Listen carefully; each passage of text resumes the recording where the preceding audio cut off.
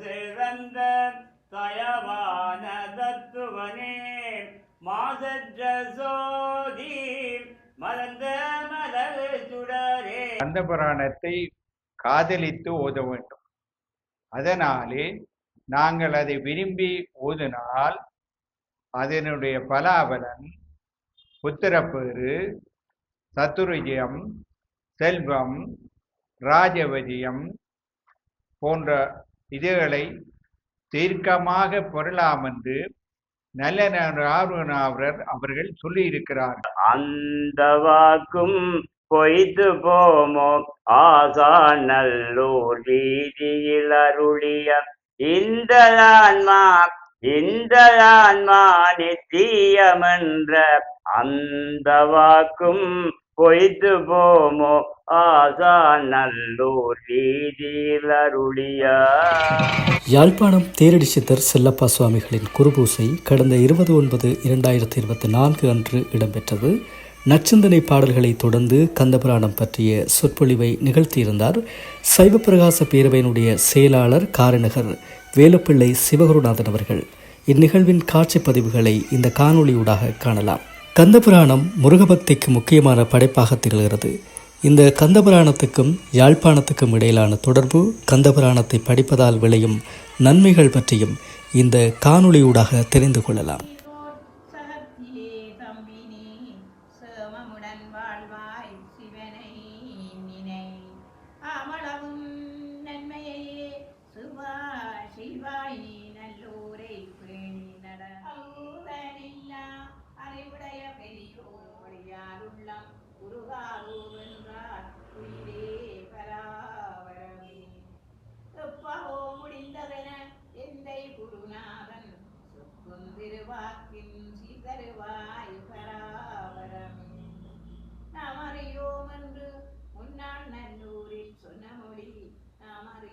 கண்டபத்து பொறிவழியே புகுந்து புலம்பித் திரிவேனை நெறிவழியே நிறுத்தினியே நான் நின்றுரைத்த பெரியவனை பித்தனென பிறர் பேசும் பெருமானை சிறுபொழுதோள் நல்ல நகர்த்தேரடியிற் கண்டேனே.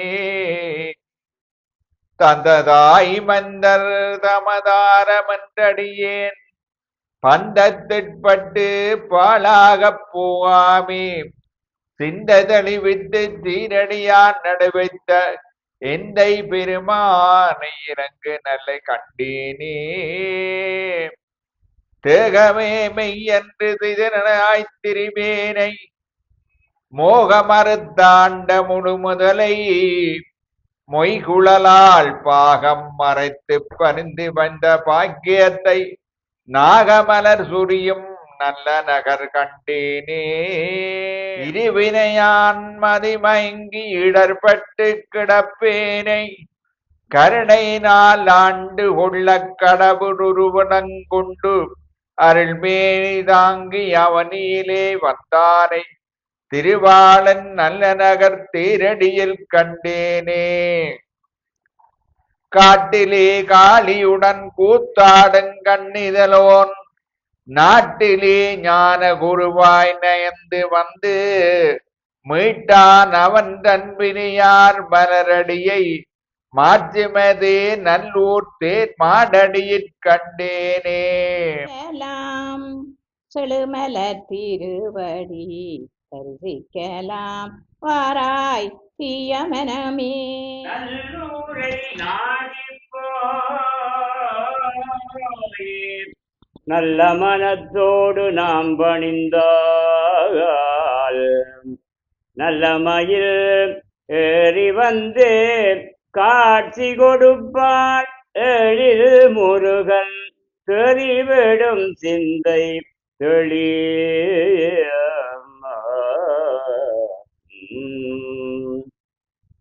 தெளியுமே நின் சிந்தை செல்வன் அருள் பொங்கி வழியுமே தானவர்கள் வானோர் ஒளிவின்று வந்து வணங்கும் வளம் சேரும் நல்லோரில் கந்தவென சொல்லி கருதோ. கருத்தில் கருத்தாயிருக்கும் களற்றாள் விருத்தர்களும் பாலர்களும் வேண்டி பெருத்த மயிலி வரும் வேளா விமலா எனச் சொல் பயிலவரமங்கள் போவம் பவம் நீங்கும் பன்னிருகை வேளா எனவே தவமோங்கும் சாந்தம் பொறுமை சிவமா மனமும் அடங்குமே மாசனைத்தும் தீருமே சினமும் அடங்குமே தேரடியில் சென்று தரிசித்தால் போதும் மேன பாடறிய சொன்ன பழங்கதையை நீரறிய மாட்டீரோ நின்று மானம் கதிந்து பாடீரோ நாட்டீரே கேளீர் நலம்மோ வாராயோ மாமையில் ஏறி மகிழ்ந்து வரம் தந்து சேமமுடன் காப்பாய் சிறப்பு சிறப்பு கூரை விடமே தேவர் பெருமா மரக்குரத்தி வள்ளி மானாள நிறக்கொடிகள் ஆடும் அழகுடைய நல்லூர் வாழாண்டவனே நேடும் அருள் தருவாய் நீ வீதியில் அருளிய அந்த வாக்கும் பொய்து போமோ ஆசா நல்லூர் வீதியில் அருளிய இந்த ஆன்மா நித்தியமென்ற அந்த வாக்கும் பொய்து போமோ ஆசா நல்லூர் வீதியில் அருளிய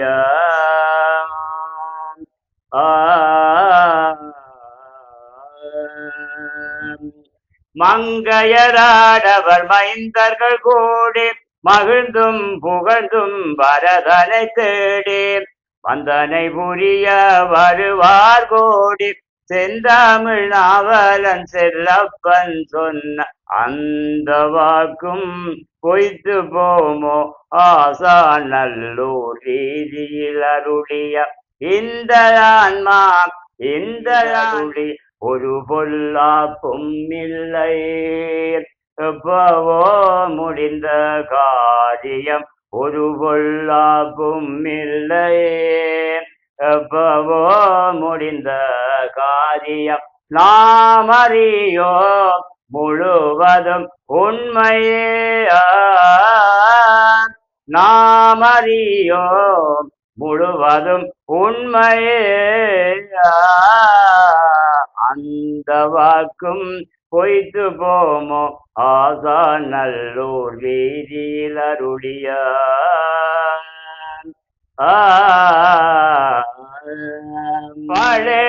பழுதொன்றுமில்லை என்று பண்ணுவாய் சிவதொன்று முழுவதும் உண்மை என்று மோனமுனி சொன்னான் அன்று பழுதொன்றுமில்லை என்று பண்ணுவாய் சிவதொன்று முழுவதும் உண்மை என்று மோனமுனி சொன்னான் அன்று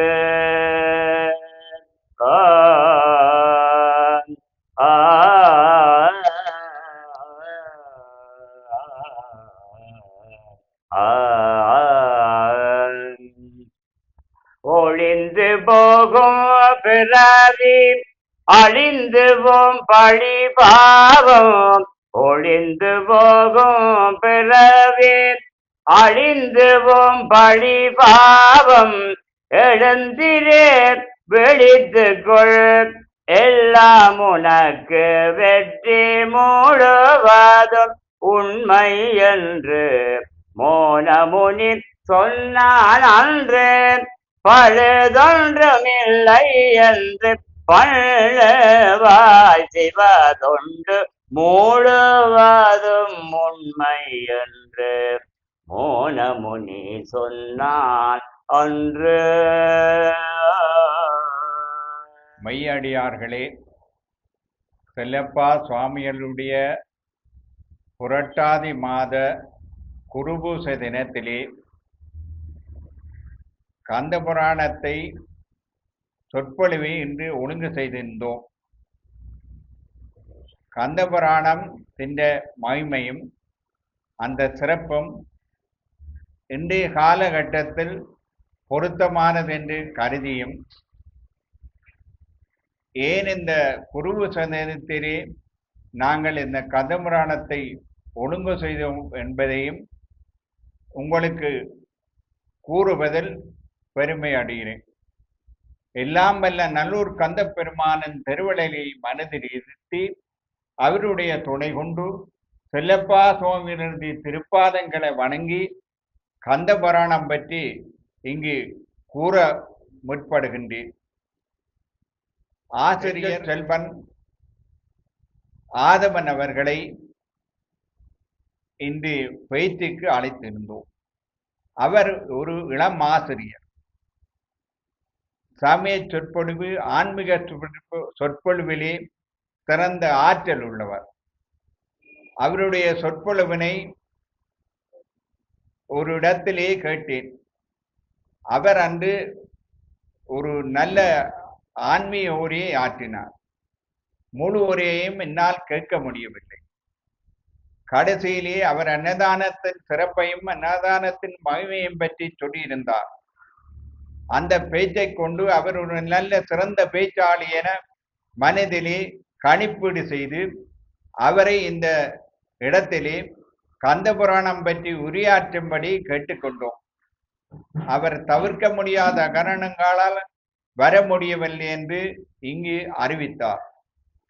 அதனாலே நாங்கள் எடுத்துக்கொண்ட முயற்சியை கந்த புராணம் அதை இந்த இடத்திலே இந்த சுவாமிகளுடைய இந்த குருபூச தினத்திலே அதை சொல்லுவதையிட்டு ஒரு நல்ல பேர் அடைகிறோம்.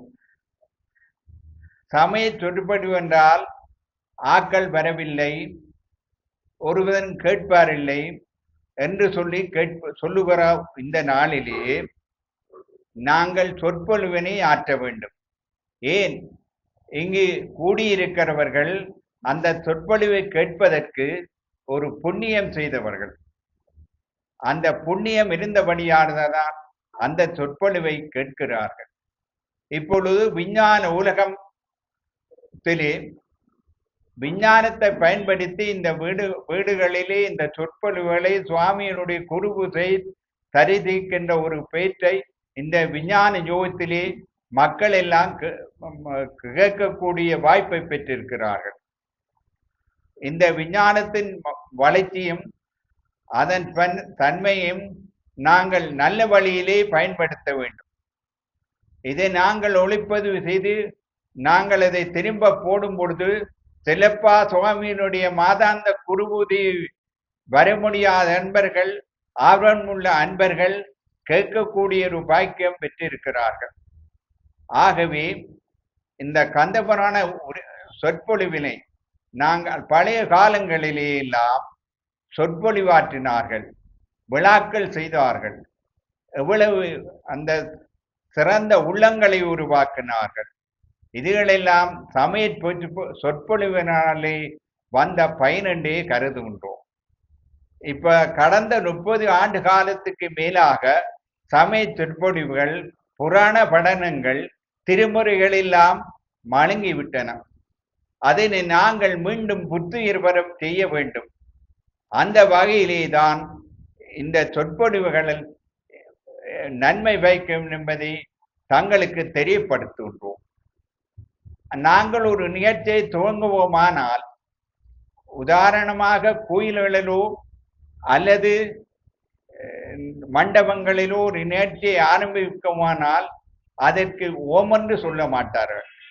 என்ன சொல்லுவார்கள்? படித்த ஆட்களே சொல்லுகிறார்கள், இப்ப கேட்கிறது பிரதங்கம் இதே என்று சொல்லுவார்கள். ஆனால் அந்த நிகழ்ச்சி நடந்து கொண்டிருக்கும் பொழுது அந்த அன்பர்கள் கூடியிருப்பதை நாங்கள் பார்க்கின்றோம். அந்த நிகழ்ச்சி தொடங்கும் பொழுது அல்ல தொடங்க முயற்சிக்கும் பொழுது நல்ல நிகழ்ச்சி என்று சொல்லி அவர்கள் அதற்கு ஆசீர்வாதம் கொடுக்க வேண்டும். கொடுத்தால் நல்ல பயனை அளிக்கும் என்று சொல்லுவார்கள். இது பெரியோர்கள் சொன்னதை நாங்கள் கேட்டுத்தான் உங்களுக்கு சொல்லுகின்றோம். நாங்கள் சிறு வயதிலே வளர்ந்த சூழல், சுற்றாடல், பெற்றோருடைய அந்த நற்பழக்க ஊட்டல்கள் தான் இன்று இந்த சந்தர்ப்பத்திலே பேசுவதற்கு வழிவகுத்து உள்ளது. வீட்டிலே பழைய நாளிலே எமது தந்தையார் சைவப்பெரியார் சுபாசுந்தரத்தினதும் பண்டிதமணி சீனா கணவதி பிள்ளை அவர்களுடைய படத்தையும் வீட்டிலே கட்டியிருந்தார்.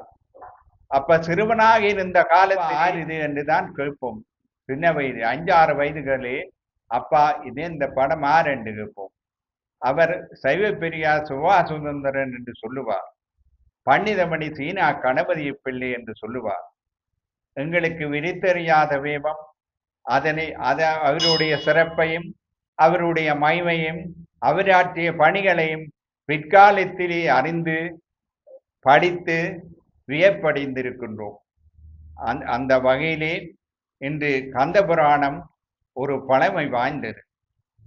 கந்தபுராணம் கந்தகோட்டத்திலே அரங்கேறி கச்சியப்ப சிவத்தேனாலே முருகப்பெருமான் திருவருள் துணையொன்று பாடப்பட்டது கந்தபுராணம். முருகன் அடியெடுத்து கொடுக்க தியட சக்கர தெம்முக மைந்துனான் என்று அடியெடுத்து கொடுத்த கச்சியப்ப சிவத்தியாரர் ஒரு நாளைக்கு 100 பாட்டாக பாடி முருகனுடைய திருவடி பாதத்திலே வைப்பார். அதில் உள்ள பிழை தீர்த்தங்களை முருகனே திருத்தி கொடுத்ததாக கந்தபுராணம் சொல்லுகின்றது. முருகனால் பாடப்பட்டதும் முருகனால் அடியெடுத்து கொடுக்கப்பட்டதும் முருகனால் திருத்தி வைக்கப்பட்டதுமான அந்த கந்தபுராணம் இந்த குமரகோட்டத்திலே கந்தகோட்டத்திலே அரங்கேறிய பொழுது யாழ்ப்பாணத்திலே அரியாலை சித்தி விநாயகர் ஆலயத்திலே அதே நேரத்திலே இங்கும் அரங்கேறியதாக வரலாறு கூறுகின்றது. எதனாலே இந்த பூந்த இடமான யாழ்ப்பாணத்திலே கந்தபுராணத்துக்கு பெரிய மதிப்பு கொடுத்து இங்கே இலங்கை ஆட்கள் அதை கருதினோடு படித்து பயன் சொல்லி அதிலே இன்பமுற்றார்கள். அங்கு போர்த்துகேசர் உள்ளாந்தர் காலத்திற்கு முன்னதாகவே கந்தபுராணம் கந்தபுராணம் அரங்கேறன் அன்றே யாழ்ப்பாணத்திலும் அரங்கேறியதாக சொல்லப்படுகின்றது. அதேபோல் திருச்செந்தூர் புராணமும் இங்கு வந்து அடைந்ததாக யாழ்ப்பாணத்திலே அது முதன்மை பெற்றிருந்ததையும் அறிவோம். அவ்வாறாக இந்த அரியாலை சித்தி விநாயகர் ஆலயத்திலே அரங்கேறிய கந்தபுராணம் அந்நியர் ஆட்சி காலத்திலே மக்கள் குடிசைகளிலே அமைத்து வேல் வைத்து புராணவனம் செய்து வந்ததாக கூறப்படுகின்றது. அன்று பராளையிலே விநாயகர் ஆலயம் பிரசித்தி பெற்றது. போர்த்துகேசர் வந்த காலத்திலே அந்த படைகளை காகம் உருவமாக வந்து அவர்களை கொத்தி கலைத்ததாக வரலாறு சொல்லுகின்றது. அந்த இடத்திலே விநாயகர் ஆலயத்துக்கு பக்கத்திலே ஒரு குடில் அமைத்து, குடில் என்று சொல்லுவது ஓலையினாலோ அல்லது கிடுகினாலோ மேயப்பட்ட ஒரு சிறு மண்டபம், அதிலே வேல் வைத்து கந்தபுராணம் படித்து வந்ததாக சொல்லப்படுகின்றது. அந்த இடத்திலேதான் பராளை முருகன் ஆலயம் அமைந்து நல்ல திருவருட் பொலிவுடன் திகழ்கின்றது என்றதை வரலாறு சொல்லுகின்றது. அங்கு இருக்கின்ற ஆறுவ சுவாமி விக்கிரகம் 1760 காலத்திலே வார்க்கப்பட்டதாக சொல்லப்படுகின்றது. ஆலயத்திலே வார்க்கப்பட்டதாகவும் சொல்லப்படுகின்றது. அந்த வார்த்த பொழுது பல அடியவர்கள் நகைகளை போட்டதாக சொல்லப்படுகின்றது. அந்த ஆலயத்திலே எழுந்தருளுகின்ற சண்முக பெருமான் நின்ற கோலத்திலே திருச்செந்தூர் முருகன் போன்ற ஒரு தோற்றப்பொலிவுடன் அழகாக காட்சி தருகின்றார். இதை அங்கு இருந்த நிர்வாக சபையினர் பல முறை கேட்டதை நான் கேள்விப்பட்டிருக்கின்றேன். இங்கு எழுந்தருளி இருக்கின்ற ஆறுமுக சுவாமியை பார்க்கும் பொழுது 3 முகங்களும் ஒரே நேரத்தில் எதிர்காலத்தில் ஒன்றாக தெரியும் என்று சொல்லுவார்கள். அவ்வாறாக நின்ற பாவையில் இருக்கின்ற அந்த விக்கிரகத்து அமைந்த ஒரு பொலிவு அதே போல் கந்தவன கடைவிலும் அமைந்துள்ளதை நாங்கள் பார்க்கின்றோம். நல்லூர் கந்த பெருமானன் ஆறுமுகத்தாருடைய அழகு சொல்ல முடியாதது. அதேபோல் இதுகளெல்லாம் கந்த புராணத்தின் மகிமை என்றே சொல்லப்படுகின்றது. யாழ்ப்பாணத்திலே கந்த புராண கலாச்சாரம் நிலவியதாக பண்டிதமணி கணபதி பிள்ளையா அவர்கள் அழகாக சொல்லி இருக்கின்றார். கந்த புராண கலாச்சாரம் என்றே சொல்லுகின்றார். அவ்வாறு அவர் தட்ச ஆண்டத்துக்கு உரை எழுதியிருக்கின்றார். அந்த உரை வெகு சிறப்பு வாய்ந்தது அறிஞர்கள் சொல்லுகிறார்கள். இந்த கந்த புராணம் பழைய நாளிலே படித்து வந்ததன் பயனாக ஆலயங்களிலே புராண படனம் நடத்தி வந்த நிர்வாகத்தினுடைய சிறப்பினாலே சுருட்டு கொட்டுகளிலே சுடுத்து தொழிலாளர்கள் கந்த புராணத்தை விரும்பி ஓதிவித்து வந்தார்களா. இருவர் வந்து ஒரு ஆள் படிக்க ஒரு ஆள் பயன் சொல்லி வந்ததாக சரித்திரம் சொல்லுகின்றது. ஏன் அவ்வளவு கந்த புராணத்தை அந்த தொழிலாளர்கள் விரும்பி படித்தார்கள்? அந்த காலத்திலே அவர்களுக்கு கிடைக்கின்ற வேதனத்திலே ஒரு பகுதி அந்த படிக்கிறவர்களுக்கு கொடுத்து காசு கொடுத்து படித்ததாக வரலாறு சொல்லுகின்றது. அப்படி அந்த கந்த புராணத்தின் மகிமையை நாங்கள் எப்படி உணர்ந்திருக்கிறோம்? அந்த கந்த புராண கலாச்சாரம் மீண்டும் யாழ்ப்பாணத்திலே புத்துயிர் பெற வேண்டும். யாழ்ப்பாண மக்கள் எல்லோரும் அதை படித்து வர வேண்டும் என்பதை நாங்கள் முன்னெடுக்க வேண்டும். இந்த பணி அதற்கு சமய பிரசாரகளை ஒழுங்கு செய்ய வேண்டும். பாடசாலைகளிலே மாதத்திலே ஒரு நாளாவது இந்த சமய பிரசாரங்கள் சென்று இந்த கந்த புராணம் பற்றி பிள்ளைகளுக்கு போதித்து வர வேண்டும். அப்படி போதித்து வந்தால்தான் வருங்காலத்திலே கந்த புராண கலாச்சாரம் மேலும் முன்னேறும். இந்த கந்த புராணத்தின் மகிமையும் சிறப்பையும் சொல்லவும் வேண்டுமா? தவம் இருந்தால் இறைவனை காணலாம் என்று சொல்லப்படுகின்றது. தவம் என்றால் என்ன? இறைவனை சிந்தித்திருப்பது. ஆனால் கந்த புராணத்தை நாங்கள் வீட்டிலே இருந்து அந்த சொல்லப்பட்ட சிவபுராண படனவி என்று ஆறுவனால் சொன்ன அந்த விதியின்படி நாங்கள் அதை செய்து வருவோமானால் நியமம் தவறாது. அதாவது வீட்டிலே காலையிலே படிக்க வேண்டும் என்று அந்த புராண படனத்திலே சொல்லப்பட்ட விதிப்படி விளக்கேற்றி தூவமிட்டு ஒரு படத்துக்கு முன்னே கந்த புராணத்தை நாங்கள் ஒழுங்காக பாராயணம் பண்ணி வந்தால் அதே நல்ல பயனை பெறும் என்று சொல்லப்படுகின்றது. கந்த புராணத்தை படிப்பதனாலே அதை காதலித்து ஓத வேண்டும். காதலித்து ஓத வேண்டும் என்றால் அதை நாங்கள் விரும்பி படிக்க வேண்டும். அப்படி படித்தால் அது அதிகம் ஒரு தவந்தான் என்று சொல்லப்படுகிறது. அந்த புராண படிவ மொழிவிலேயே அன்னதானம் வழங்கப்பட வேண்டும். அதாவது படிக்கிற ஆட்களுக்கு வேண்டிய நீராகாரம் உணவு வகையெல்லாம் கொடுத்து அவர்களை திருப்திப்படுத்த வேண்டும். அதனாலே தான் அந்த கந்த புராணம் சிறப்படையும் என்று சொல்லப்படுகின்றது. நல்ல ஆர்வனார்வர் கந்த புராணத்துக்கு எவ்வளவு முன்னுரிமை கொடுத்து எவ்வளவு இதுகளை செய்து யாழ்ப்பாணத்திலே எவ்வளவு வளர்த்தார். அவர் எத்தனையோ நூல்களை பதிப்பித்தார், எத்தனையோ நூல்களை எழுதினார். நல்ல ஆர்வனார்வர் பிறந்தனரே சைவம் எங்கே தமிழ் எங்கே என்று சொல்லுவார்கள். அந்த வகையிலே அந்த மூதாதையர் விட்ட அந்த வித்துத்தான் எங்களுக்கு நல்ல பலனை தந்தது. இப்பொழுது கடந்த 60 வருடங்களை நாங்கள் பின்னோக்கி பார்த்தால் ஆலயங்களில் ஆலயங்களிலே சொற்பொழிவுகள் இதிலெல்லாம் வெகுவாக குறைந்து வந்ததை நாங்கள் அவதானிக்கிறோம். முன்னர் ஆலயத்திலே ஒவ்வொரு நாளும் சமய பிரசங்கங்கள் நடக்கும். அந்த சமய பிரசங்கங்களை கேட்பதற்காக நாங்கள் விரும்பி செல்வோம். இன்று தொண்டு செய்து கொண்டிருக்கின்ற 6 திருமணானவர்கள் சொல்லுவார், தான் சிறுவனாக இருந்த காலத்திலேயே பெற்றோருடைய வளர்ப்பு இணைவில் பக்கத்திலே உள்ள சூழல்கள் தான் தன்னை இந்த நிலைக்கு கொண்டு வந்தது என்று. ஏன் ஆறுமுகம், அவருடைய தந்தையார் ஆறுமுகம் பண்டிதமணி சீனா கணவனி பிள்ளையினுடைய மாணாக்கர். பண்டிதமணி சீனா கணவனி பிள்ளையில் அவரிடம் படித்தவர்கள் எல்லாம் அவருடைய குணங்கள் எல்லாம் சிறந்து காணப்படுகின்றது.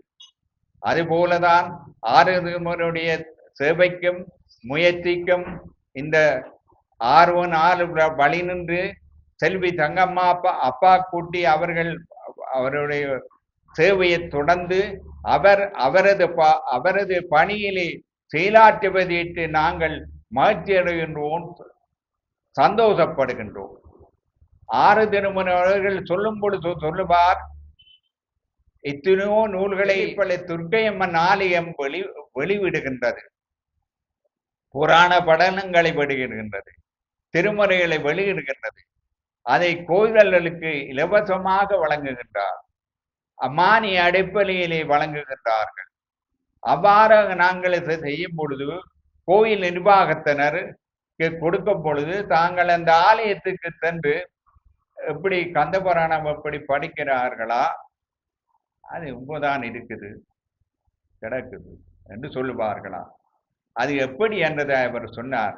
இது ஒரு பகுதியாக சொன்னார். மனைவேதியினர் பழைய காலத்திலே புத்தகங்கள் ஏதாவது கொடுத்தால் பழைய காலத்தை ஆக்கள் இறப்பிலேயே சொரிய வைப்பார்கள்.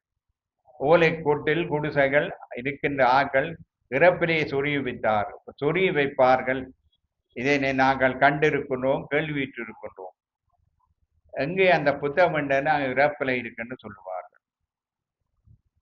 படித்ததோ படிக்கையிலையோ தெரியாது. அதுபோல என்று ஒரு பாடியாக சொன்னார். உரையாடும் பொழுது எவ்வளவு மனைவியன்னு சொன்னார். அவருடைய சேவைக்கும் இந்த பணிக்கும் அவருடைய சுற்றாடலும் பெற்றோருடைய வழிநடத்தலும் தான் காரணம். அதுபோல இப்பொழுது நாங்கள் சிறுவர்களுக்கு இந்த கந்தபுராணத்தை பற்றி போதிக்க வேண்டும். அதை பற்றி சிறந்த சொற்பொழிகள் ஆற்ற அதுக்குரிய முயற்சிகள் எடுக்க வேண்டும். அந்த வகையிலே கந்தபுராணம் தான் யாழ்ப்பாணத்துக்கு ஒரு வந்தது. செல்லப்பா சுவாமிகள் கந்தபுராணம் நித்திய பாராயணம் செய்த உள்ள ஒருவர் கந்தபுராணத்தை நித்திய பாராயணம் செய்து வந்தாராம். நித்திய பாராயணம் செய்து வந்ததன் பலன் செல்லப்பா சுவாமிகள் அந்த வீட்டுக்கு அடிக்கடி செல்வாராம். அந்த வீடு என்று சொன்னால் பழைய காலங்களிலே கொட்டில் குடுகையாக இருந்திருக்கும். அந்த இடத்திலே முன்னுக்குள்ள கட்டிலே போயிருப்பாராம். ஏதாவது உணவு கொடுத்தால் சாப்பிடுவாராம். அப்படி வந்து போற பழக்கம் உண்டு. அதுக்கு காரணம் என்ன? கந்தபுராண பாராயணத்தின் வலிமைதான். அவருக்கு 4 பெண் பிள்ளைகள். ஒரு நாள் செல்லப்ப சுவாமிகள் அவருடைய வீட்டிலே இருந்த பொழுது அந்த வீட்டு ஆள் அவருடைய பாதங்களை தழுவி கட்டி பிடித்து கொண்டு, எனக்கு 4 பெண் பிள்ளைகள், கொல்லிக்கொரு ஆண் பிள்ளையை தரும்படி வேண்டினார். கிடைக்கமடா விடுறா என்று சொன்னார்.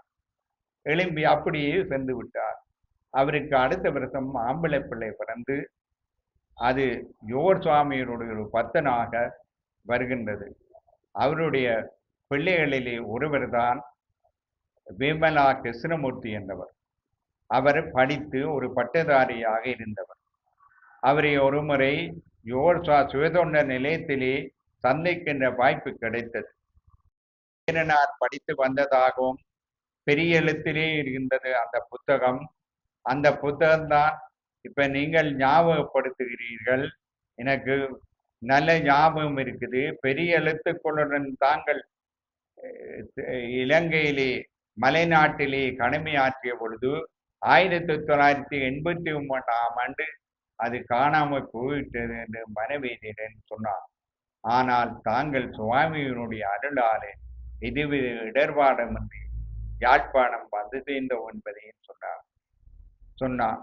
அவர் யோர் சுவாமியோட மெய்ந்த பற்று உடையவர். எத்தனோ கட்டுரைகள் எழுதியிருக்கிறார். செல்லப்பா சுவாமிகள் பற்றி ஆங்கிலத்திலே பெரும் கட்டுரை எழுதியிருக்கிறார். அந்த கட்டுரை செல்லப்பா சுவாமிகளுடைய 100 மலரிலே பிரசுரிக்கப்பட்டிருக்கிறது ஆங்கிலத்தில். அதை தமிழிலே மொழிபெயர்த்து வைத்து இருக்கின்றோம். சந்தர்ப்பம் வரைக்கிலே அதனை வெளியிடுவோம். அவ்வாறாக அந்த கந்த புராணத்து செல்லப்பா சுவாமியின் காலத்திலேயே கந்த புராணம் எழுவது பாராயணம் பண்ணத பலனை எவ்வாறு அறிகிறோம். அதே போல யோர் சுவாமிகளும் கந்த புராணத்தை சொன்னார். 1958 இனக்கலவரன் நடந்த பொழுது அங்கு கலவரன் நடக்க என்பதை சுவாமிக்கு தெரியப்படுத்தினாராம். கந்த புராணத்தை ஒதுங்கோ, நல்லூரானுக்கு அவசகம் செய்யுங்கோ, வண்ணை வைத்தீஸ்வரன் தையலாய்க்கு அவசகம் செய்யுங்கோன்னு சொன்னாராம். கந்த புராணம் பாராயணம் பண்ண தொடங்கிய அந்த கலவரம் அடங்கியதாக சொல்லப்படுகின்றது. அப்படியாக இந்த கந்த புராணத்தின் மகிமையை நாங்கள் இவ்வளவு போற்ற வேண்டும், மதிக்க வேண்டும், அதை பின்பற்றி ஒழுக வேண்டும். இந்த இடத்திலே இந்த கந்த புராணத்தின் சிறப்பையும் அதனுடைய மகிமையும் இந்த செல்லப்பா சுவாமியினுடைய குருபூச தினத்திலே, மாதாந்த குருபூச தினத்திலே ஒரு சிறந்த ஒரு பேச்சாளியை, ஒரு இளைஞரை வரவழைத்திருந்தோம். அவர் தவிர்க்க முடியாத காரணத்தினால் இவ்விடம் வரவில்லை என அறிவித்தார். அந்த வகையிலே இந்த கந்த புராணத்தின் சிறப்பை எவ்வளவு அழகாக நாங்கள் அறிகின்றோம். யோர் சுவாமிகள் ஒருமுறை பலாலி வீதி வழியாக நண்பர்கள் 12 மணியளவில் நடந்து வந்து கொண்டிருக்கின்றார். அரசியல்வாதி ஜி பொன்னம்பலம் அவர்கள் அவருடைய ஒரு சிறந்த பக்தர். சுவாமிகளை கண்டதும் அட்டாங்க நமஸ்காரமாக விழுகிறார். விழுந்து எழும்பொழுது யோர் சுவாமி சொல்லுகிறாரா, எங்களுடைய தமிழினம் அழிவு பாதை செல்கின்றது. பொன்னம்பலம் அவர்கள் ஒரு புள்ளன். அவர் இதுதான் சந்தர்ப்பம் என்று சுவாமி இதற்கு என்ன செய்ய வேண்டும் என்று வினா வருகிறார். கோயில்களிலே மகோத்சவம் தொடங்குவதற்கு முன்னதாக 6 மாத காலத்துக்கு முன்பதாக கந்த புராணம் படித்து வர வேண்டும் என்றும், மகோத்சவம் தொடங்குவதற்கு முதநாள் அதை பூர்த்தி செய்ய வேண்டும் என்றும் பணித்திருந்தார். வீட்டுக்கு ஒரு பசுக்கண்டு வளர்க்க வேண்டும் என்றும் சொன்னார். அந்த சுவாமியின் திருவாக்கை நாங்கள் கருத்தில் கொள்ள வேண்டும். அவ்வாறு இந்த கந்த புராணத்தின் சிறப்பை நாங்கள் உணர வேண்டும். இளஞ்சமுதாயத்தினருக்கு சமய பிரசாரகர்களை ஒழுங்கு பண்ணி ஒரு பாடசாலையிலும் நாவலர் பணியிலே, நாவலர் சொல்லி வைத்த முறையிலே நாங்கள் இதை பிரசாரம் செய்ய வேண்டும். அந்த பிரசாரம்தான் நன்மை பயக்கும் என்பதை இந்த சந்தர்ப்பத்தை கூறி இதை செய்ய வேண்டும் என்றதை செல்லப்பா சுவாமிகளுக்கு ஆசி வழங்க வேண்டும் என்பதை கூறி, இந்த குருபூச தினத்திலே கந்த புராணத்தை பற்றி இந்த இடத்திலே இந்த இடம் எவ்வளவு மகிமையானது என்பதை எல்லோரும் அறிவீர்கள். இந்த இடத்துக்கு நுழையும் பொழுதே ஒரு எங்களை அறியாத ஒரு சக்தி இழுக்கின்றது. இங்கே கடந்த குருபூச தினங்களிலே உரையாற்றியவர்கள் எவ்வாறு சொன்னார்கள் என்பதை நீங்கள் அறிந்திருப்பீர்கள். இந்த சித்தர்களெல்லாம் உதஞ்சிருப்பார்களா? அது காலம் வரும்போது எல்லாம் வெளிவரும் என்று சொல்லுவார்கள். இப்பொழுது கைதடி மார்க்கண்ட சுவாமிகள் 40 ஆண்டுகளுக்கு பின்னர் எவ்வளவு பெருவழியாக வந்திருக்கின்றது. கந்தப்பிள்ளை ஆசிரியர் தோடு சுவாமி நேரடியாக ஆட்கொண்ட பெருந்தகை. அவர்களை இதன குருவழி நடந்த குணமான் என்ற நூலில் எவ்வளவு அழகாக சொல்லி இருக்கின்றார். கடந்த குருபூச தினத்திலே அவருடைய நூலை பற்றிய நைப்புரையை முருகேச ரவீந்திரன் அவர்கள் உரையாற்றியிருந்தார். அந்த உரையை கேட்டவர்கள் எல்லாரும் நல்ல உரை, நல்ல சிறப்பு, நல்ல அம்சம் என்று அடியேனுடன் துறவியத்தில் கதைத்திருக்கிறார்கள். அவர்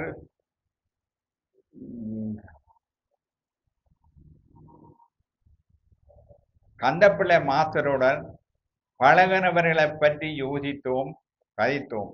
தெய்வாதீனமாகத்தான் முருகேச ரவீந்திரன் அவர்கள் கடந்த வருஷம் செல்லத்தின் ஆலயத்துக்கு நேரடி வன்மனைக்காக சென்று வரும் பொழுது கந்தப்பிள்ளை ஆசிரியரை பற்றி அவர் சொல்லியிருந்தார். அவர் சொன்னதை கவனமாக கேட்டு வந்தேன். அதுக்கு பிற்பாடுதான் கந்தப்பிள்ளை ஆசிரியருடைய தொடர்பு எங்களுக்கு எவ்வாறு ஏற்பட்டது என்ற விவரத்தை சொன்னேன். விவரத்தை சொன்னார். நான் உடனே அவரிடம் கேட்டேன், அவர் எழுதின நூல் இந்த வருடம் வெளியிட்டு இருக்கிறது, அதனுடைய நியாயப்புரையை செய்யும்படி. அவர் சந்தோஷத்துடன் அதை ஏற்றுக்கொண்டு கடந்த குருபூச தினத்திலே அந்த நூலை பற்றி விமர்சனம் செய்திருந்தார். அந்த உரையை பார்த்தவர்கள், கேட்டவர்கள், வெளிநாட்டில் உள்ளவர்கள் எல்லாம் அதை வியந்து போற்றி இருக்கிறதை நான் இந்த குருபூச தினத்திலே தங்களுக்கு அறிய தருகின்றேன். இப்படியாக கந்தபுராணத்தின் சிறப்பும் கந்தபுராணத்தினுடைய மகிமையையும் நாங்கள் உணர வேண்டும். இங்கு யாழ்ப்பாணத்திலே அதற்கு கனவேர் உரை எழுதியிருக்கிறார்கள். அந்த வகையிலே ஆனைக்கோட்டை சேர்ந்த நல்லையா என்பவர், நல்லையா என்பவர் அதன் பெரிய புராணம் கந்த புராணத்தின் உரைகள் எல்லாம் எழுதியிருக்கின்றார். அதை ஒரு சிறந்த விரிவுரையாளர் 6 காண்டங்களையும் அடியேனிடம் தந்தார். அவர் நல்லையா மாஸ்டரை பற்றி சொல்லியிருந்தார். அதற்கு முன்னரே அவரை பற்றி அறிந்திருக்கின்றோம். அவர் ஜோகர் சுவாமியினுடைய ஒரு பக்தர். ஜோகர் சுவாமியை சந்திப்பதற்காக முதலிலே கொழும்புத்திரை ஆச்சிரமத்துக்கு சென்றிருந்தார். அவர் சென்ற பொழுது சவக்கார கட்டியும் சீர்திருத்த வாதியும் வாரம் என்றாராம். சவுக்காரம் ஊத்தை போவதற்கு பயன்படுத்தப்படுவது. ஆனால் மனிதனுடைய உடம்பில் ஊத்தை சவுக்காரம் பாவித்தும் போனதில்லை, சவுக்காரம் தான் தேய்ந்து இல்லாமல் போகிறது. அதுபோல நீரும் சமூகத்தை திருத்தலாம் என்று பார்க்கிறீர். புத்தன் வந்தான், இயேசு வந்தான், நாடு திருந்தினரா? நீரும் சமூகத்தை திருத்த வேண்டும் என்று பார்க்கிறீர், சவுக்கார கட்டி போன்றதான் நம்முடைய நிலை என்று சொன்னாரா? அதே போல அந்த நல்லையா ஆசிரியர் கந்த புராணத்தை எடுத்து உரி எழுதி தானாக அச்சு கோத்து தானாக அதனுடைய சரிவிலை பார்த்து ஒப்பு நோக்கி அதனை பறிப்பித்து 6 காண்டத்தையும் வெளியிட்டிருக்கிறார். அந்த பணியை தொடங்கினது 1972ஆம் ஆண்டு. அது நிறைவேறினது 1984ஆம் ஆண்டு. அச்சுக்கூடங்களிலே தான் பேச்சும் மேய்ச்சும் வாங்கியதாகவும் தனது வறுமையும் பொருட்கத்தமும் அதனை ஏற்படுத்தியன்னு சொன்னார், எழுதியிருக்கிறார் புத்தகத்தில். அதற்கு ஏழாலையில் ஒரு பெண்மணி தனக்கு நிதியுதவி செய்து அதனை ஈடேற்றி வைத்தார் என்று அந்த நூலிலே அழகாக சொல்லி இருக்கின்றார். 6வது காண்ட நூல் வெளியிட்ட அந்த பதிப்புரையிலே சொல்லி இருக்கின்றார். அதனை வாசித்தோம். அந்த ஆசிரியருடைய புத்தகத்தை இந்திய கலாச்சார அமைப்பிலே ஒரு கொடுத்து வைத்திருந்தோம். அவர்கள் சில காரணங்களால் வெளியிட முடியவில்லை. அதனை திருப்பி தந்துள்ளார்கள். அதனை நாங்கள் வெளியிட்டு வைப்பதற்கான முயற்சிகளில் ஈடுபட்டு இருக்கின்றோம். ஏனென்றால் அந்த புத்தகங்களை தந்தவர் அவருடைய செயற்பாடுகளை பற்றி அழகாக சொல்லியிருந்தார். அதே போன்றுதான் பெரிய புராணமும் எழுதியிருக்கின்றார். அவர் ஒரு பத்திரிகை வெளியிட்டிருந்தார். அந்த பத்திரிகையிலே கண்டனங்கள் எல்லாவற்றை பற்றியும் துணிவாக எழுதுவார். கோயிலில் நடக்கிற பிழைகளை சுட்டி காட்டுவார். சந்திரை தெய்வம் என்று அந்த பத்திரிகை பெயரிட்டிருக்கின்றார். அந்த பத்திரிகைகள் ஒரு சில வாசித்திருக்கின்றோம். அதிலே பல பல கண்டனங்கள் நல்ல எவ்வாறு கண்டனங்களை எழுதினாரோ அதே பாணியிலே அவரை துணிந்து எழுதக்கூடிய ஒரு ஆற்றல் இருந்தது. அதான் ஜோர் சுவாமிகள் சொன்னார், சமுதாயத்தை திருத்த பார்க்கிறேன், சமுதாயம் திருந்துமா? புத்தன் வந்தான் திருந்தனதா, இயேசு வந்தார் திருந்தனதா என்று சுவாமிகள் அறிந்தனார். அவ்வாறு அந்த மாஸ்டருடைய பெருமையினும் இந்த சந்தர்ப்பத்திலே கூறி இந்த தினப்புராணத்தை காதலித்து ஓத வேண்டும். அதனாலே நாங்கள் அதை விரும்பி ஓதினால் அதனுடைய பலாபலன் புத்திரப்பேறு, சத்துருஜயம், செல்வம், ராஜவஜயம் போன்ற இதுகளை தீர்க்கமாக பெறலாம் என்று நல்ல ஆர்வனாளர் அவர்கள் சொல்லியிருக்கிறார்கள். சத்தியம் சத்தியம், இது முக்காலமும் சத்தியம் என்று இடித்துரைத்து சொல்லியிருக்கின்றார். அந்த கந்தர்பாரணத்தின் என்ற சொற்பொழிவை ஆற்றுவதற்கு ஒரு பேறு கிடைத்திருக்கின்றது சிலப்பா சுவாமியினுடைய ஆசை என்றும் கூறி, எல்லோருக்கும் நல்லூர் கந்த பெருமானது திருவருளும் சிலப்பா சுவாமியினது குருவரன் கிடைக்க வேண்டும் என்று உங்களிடமிருந்து விடைபெறுகின்றேன்.